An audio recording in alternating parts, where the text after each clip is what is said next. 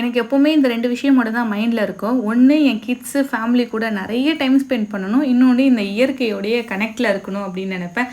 இந்த 2 விஷயத்துக்காகவும் அவ்வளோ ஏங்குவேன் நான். எப்படா இந்த ஒரு நாள் லீவ் வரும்னு சொல்லிட்டு.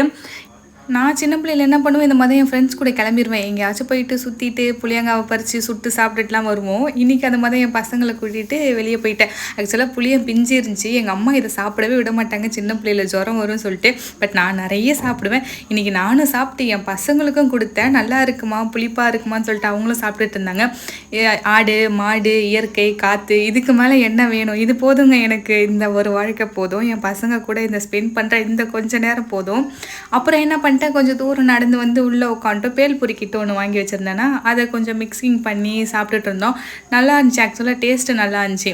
இதில் ஒரு சட்னி மாதிரி கொடுத்தாங்க. அது போட்ட உடனே கொஞ்சம் புளிப்பாக நல்லா இருந்துச்சா. அப்படியே சாப்பிட்டுட்டு கொஞ்சம் நேரம் அங்கேருந்து விளையாடிட்டு பொறுமையாக வீட்டுக்கு வந்தோம்.